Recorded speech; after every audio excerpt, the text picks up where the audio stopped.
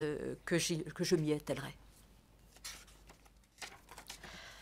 Alors, dernière question, hein, vous m'avez de nouveau sollicité sur la question de l'enseignement du fait religieux.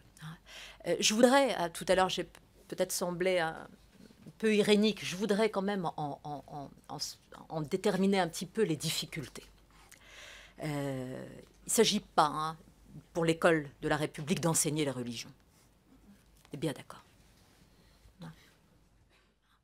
Donc, hein, voilà, c'est un enseignement, la formule peut-être pas totalement satisfaisante, mais bon, de fait religieux, hein, d'enseignement du fait religieux, elle n'en reste pas moins la plus recevable.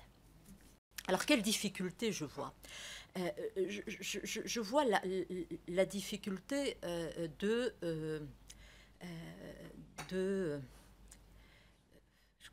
solliciter tous les enseignements.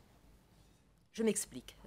Prenant l'exemple d'un continent religieux, d'un espace de culture et civilisation que je connais un peu, c'est-à-dire l'islam.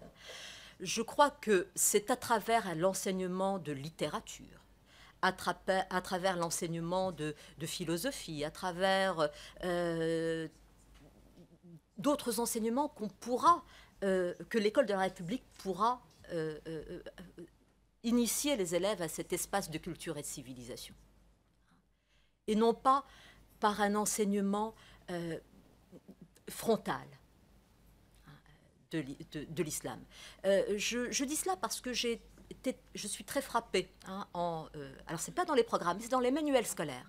Je suis très frappée par les limites de cet enseignement. Je le dis très directement. C'est un enseignement, quand on lit les programmes, c'est un enseignement qui ne respecte pas les règles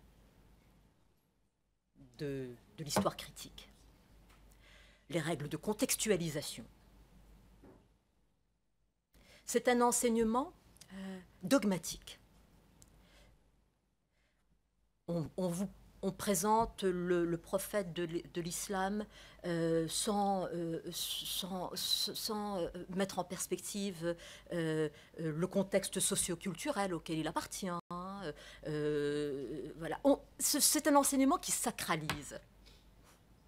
C'est très étonnant. C'est un enseignement aussi, moi, dans les manuels scolaires, qui ne me semble pas servir des fins de connaissance historique. C'est un enseignement qui vise à apaiser, à flatter, pardonnez-moi, je parle assez directement, à soutenir des choses qui relèvent du vivre ensemble, mais qui n'est pas articulé au souci de vérité. Donc, vous voyez, je vois quelques difficultés. Il faut vraiment faire un enseignement qui obéit à toutes les règles de l'histoire critique. On peut lire des choses très étonnantes sur les piliers de l'islam. Enfin, il n'est pas dans le rôle d'un professeur d'histoire de parler ainsi du fait religieux.